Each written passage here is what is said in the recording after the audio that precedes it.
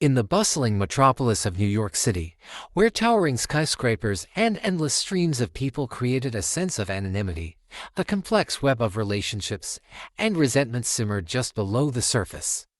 It was a city where anyone could reinvent themselves, where fortunes were made and lost, and where the pursuit of wealth and status was a never-ending game. In this city of endless possibility, Ryan Thompson had made a name for himself as a rising star in the financial world.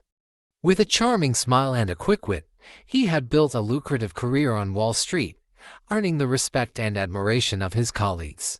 Ryan's life took a dramatic turn when he met his wife, Emily.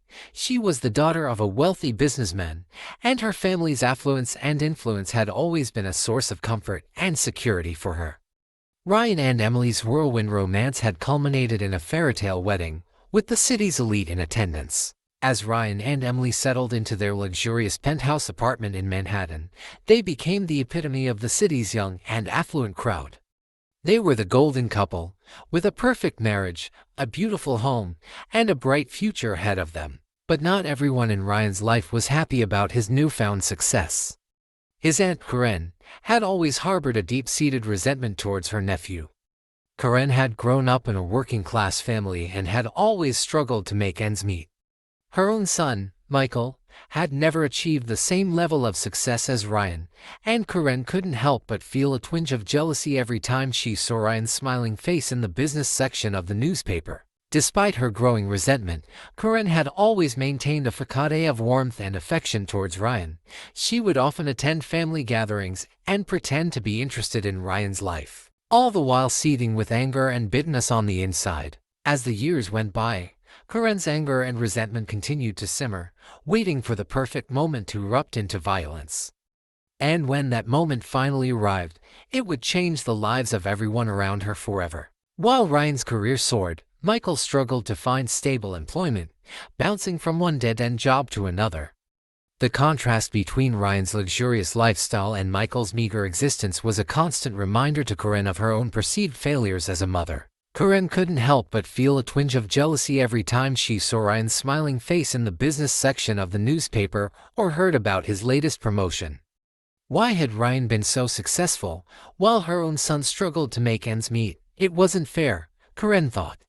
She had sacrificed so much for her son, working multiple jobs to provide for him, and yet he had never achieved the same level of success as Ryan. As Karen's jealousy grew, so did her sense of entitlement.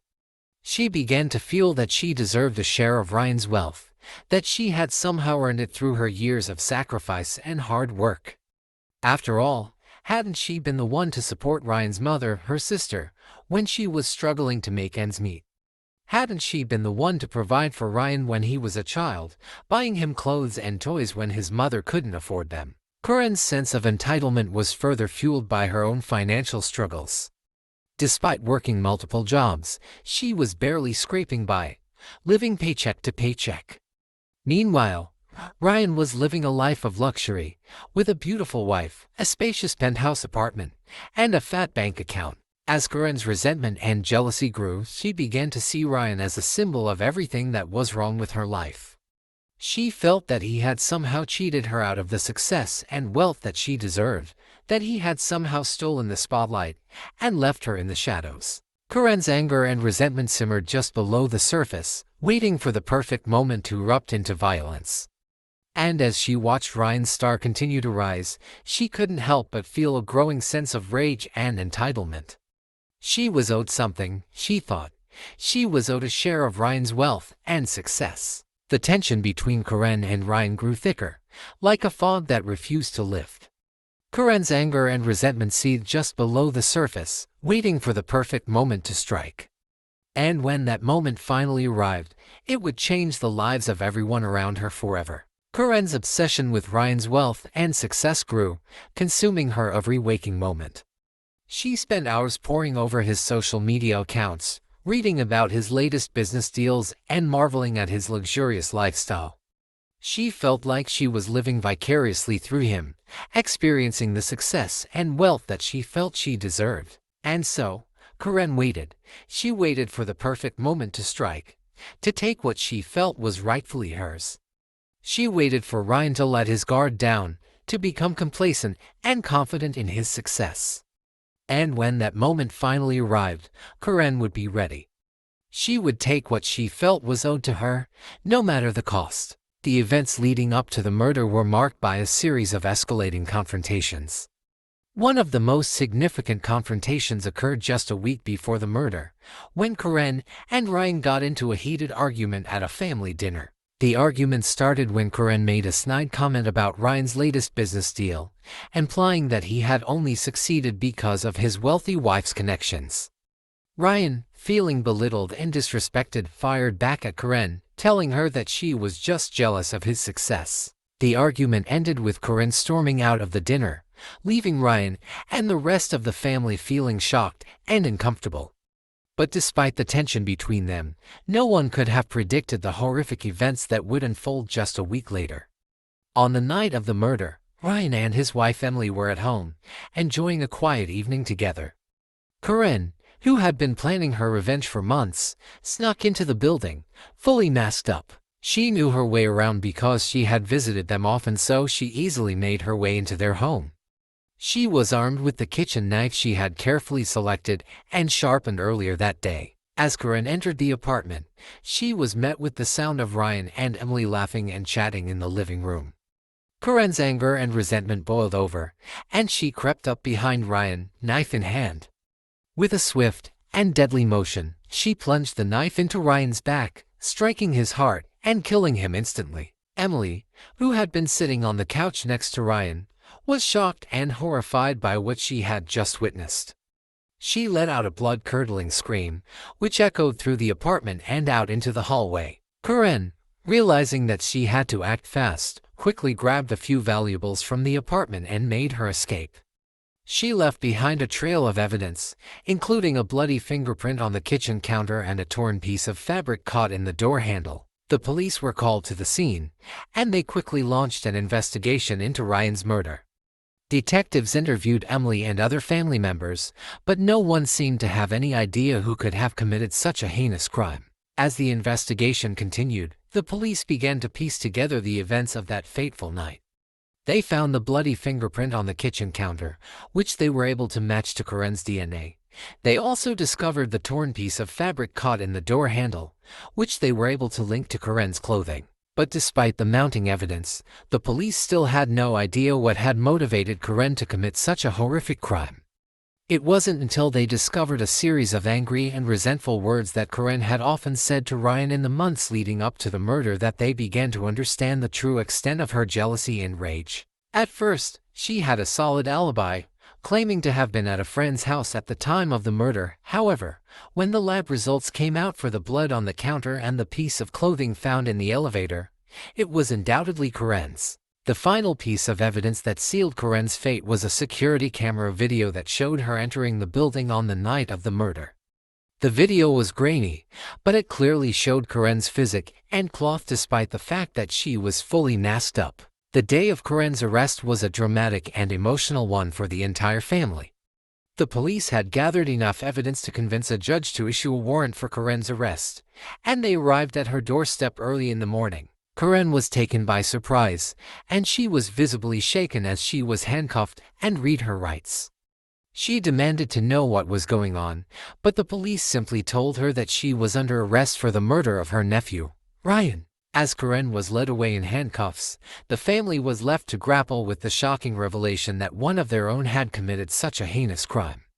Emily, Ryan's wife, was devastated by the news, and she struggled to come to terms with the fact that Karen, someone she had considered a friend and a member of her family, could be capable of such a horrific act. The trial was a highly publicized and dramatic affair, with the entire family in attendance.